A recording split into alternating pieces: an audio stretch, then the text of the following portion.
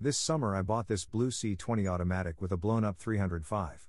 My dad was in town and came with me to pick it up from the old farmer I was buying it from.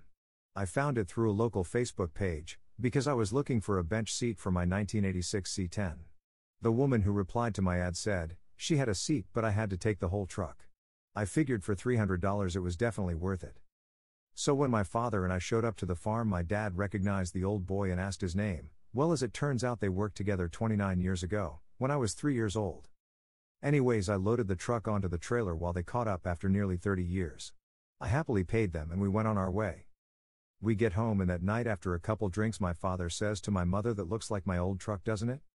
Well, of course old photos come out and a photo of my pregnant mother and me in 1991 with my dad's old C20 in the background. My dad's memory is not great, but everything he can remember about his old truck lines up exactly with this truck. Both of my parents cannot remember who they sold the truck to, but because I am from a small town in Alberta of only 7,500 people, less in 1992, I can only imagine that it's not far-fetched that the old boy my dad worked with at the time ended up with the truck. I have tried talking to the registries, but because of privacy laws in Alberta, they will not give me a list of previous owners. Or even tell me if my dad owned this truck in the 90s.